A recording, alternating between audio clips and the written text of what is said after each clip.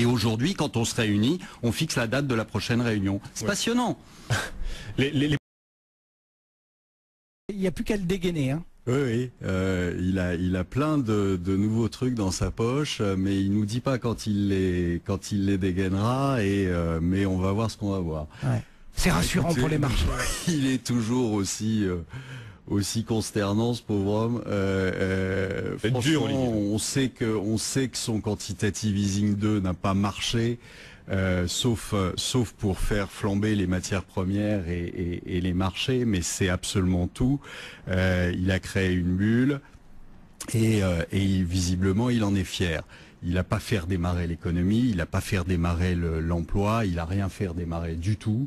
On l'a vu sur les chiffres de PIB du premier trimestre et du deuxième trimestre. À la Grèce, en tout cas, ne comptabilise pas les frais dépréciation. C'est dingue ce que vous me racontez. Non mais franchement, ça fait combien de temps qu'on vous le dit? Ça fait combien de temps qu'on vous le dit? Hein, ça y est, la transparence est en train de surgir, Olivier. Pas transparente, et les politiques mentent également? Évidemment. C'est une découverte pour vous, Guillaume? Non, franchement. C'est pas un fait établi. Non. Ce qui est étonnant, c'est que ça a été organisé par les mêmes qui maintenant critiquent la chose. Je vous rappelle quand même qu'en mars 2009, c'est-à-dire à la sortie du premier G20, la comptabilité a été changée pour qu'on puisse pricer les obligations mark to model et non plus mark to market, c'est-à-dire au prix du marché. Donc on a organisé le camouflage des choses. Ensuite, on a prêté à qui mieux à zéro aux banques pour qu'elles puissent continuer à jouer sur les marchés. Ensuite, les banques centrales ont fait open bar, guichet ouvert pour que les banquiers puissent se débarrasser d'une partie de leurs obligations pourries. Et là, maintenant, on découvre que les banquiers sont des méchants garçons et qui planquent des obligations pourries dans leur bilan. Enfin, on le sait. Enfin, je veux dire... Attends. Enfin, il n'y a aucune solution pour l'instant. Mais qui commence à se dessiner, non? Il y a Obama qui, ou comme Tim Geithner, qui nous donne des conseils ou qui a l'air de s'affoler de la situation en Europe. Il ferait bien de s'affoler de la sienne, de situation.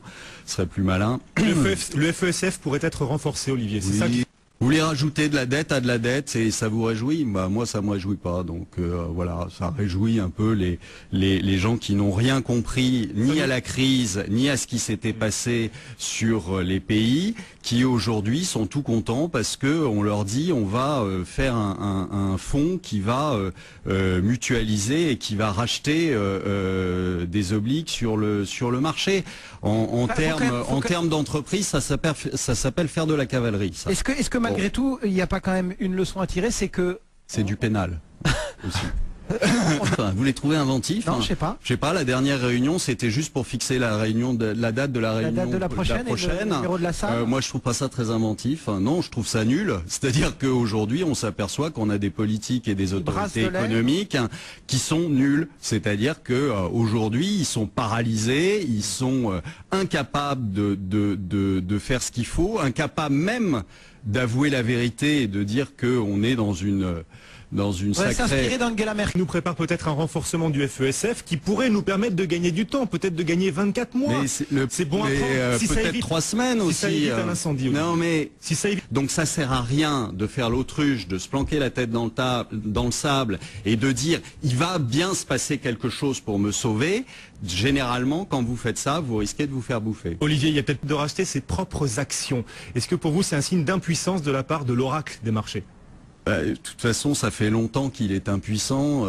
Il nous disait qu'il fallait acheter le Nikkei à 10 000. Je vous rappelle il a touché hier 8 300. Si mes souvenirs sont bons, ça fait 17%.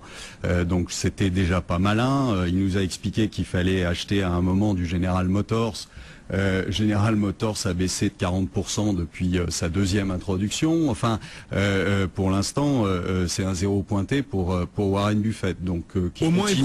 C'est toujours la même chose. L'histoire se répète. Ouvrez un peu les bouquins d'histoire. Vous allez voir, ça va vous en apprendre beaucoup sur la crise. Et c'est malheureusement ce que personne ne fait. Donc je suis assez surpris. À chaque fois, je vous dis, on attend quelque chose, on se raccroche à des petits détails ou à des petites déclarations, mais pour l'instant, il ne se passe rien. Et donc, en l'absence de quelque chose, vous allez avoir les marchés qui vont continuer à s'effondrer. Voilà. Eh bien, on continuera à suivre. Ah, ça vous fait mal, ça? Ah ben non, ça me fait pas mal. On vient de descendre de 1500 points, on remonte de 200 points. Je me suis pas trompé beaucoup. Bon, le CAC en tout cas, c'est toujours moins bien inquiéterait profondément le marché. On verrait le CAC 40 reculer, c'est pas le cas. Oh non, mais enfin, de toute façon, je crois que le débat, il est pas là. Le débat aujourd'hui, c'est que on s'aperçoit quand même que les politiques ne font pas leur boulot. Quand ils se réunissent, c'est pour déterminer la date de la prochaine réunion, ce qui est fort intéressant, surtout quand on est dans la crise actuelle. Ils sont pas au niveau et on a un petit terroriste économique qui vient nous donner des leçons, qui s'appelle Tim Geithner. Oui, c'est un terroriste économique. C'est des gens qui ne font qu'imprimer du papier depuis 2 ans en emmenant leur pays dans le mur, mais en y allant en chantant. Donc tout va bien. Les États-Unis sont dans une situation qui est pire que la situation européenne. Personne ne le dit, tout le monde essaie de mettre le focus sur l'Italie ou la Grèce, mais enfin, les Américains sont pas mieux que nous. Au niveau de la dette, ils sont pas mieux que nous. Ils ont au moins une cohérence fédérale. Voilà, ils ont un gouvernement, certes, Sénat. Ouais, ils ont une cohérence fédérale. Et alors, arrêtons, posons les choses sur la table et essayons de travailler. Là, pour l'instant, c'est du grand n'importe quoi. Voilà, il y a un problème qui est crucial, qui est la Grèce aujourd'hui. On a mis 1 an et demi à s'apercevoir que c'était crucial. Et aujourd'hui, quand on se réunit, on fixe la date de la prochaine réunion. C'est passionnant. Les politiques sont en dessous de ce en qu'ils dessous devraient faire. Oui, ils sont pas à la hauteur. Ça, c'est. Siemens a raison ou qu'on est quand même dans l'irrationnel? Mais non, c'est ce que je vous disais il y a un moment. C'est plié sur certaines banques. L'histoire est finie. Donc, qu'est-ce que vous voulez dire? Qu'il va falloir à un moment prendre les choses en compte, c'est-à-dire très probablement les nationaliser. C'est des morts vivants les banques espagnoles. Donc, elles sont bourrées d'immobilier qui ne vaut absolument plus rien et qu'elles décotent à peine dans leur bilan. Donc, le jour où elles le décoteront de façon correcte, c'est-à-dire au prix où elles peuvent revendre leur immobilier, ça sera fini, ça sera terminé. Si on est pessimiste comme vous, on anticipe un crédit crunch. Mais je suis pas pessimiste. Arrêtez de me dire que je suis pessimiste tout le temps. Je suis pas pessimiste. C'est factuel ce que je vous dis. On ne peut pas sans arrêt nier l'évidence et attendre un miracle. Il n'y a pas de miracle en économie. Il n'y a pas de miracle en comptabilité. Quand il y a un trou, il y a un trou.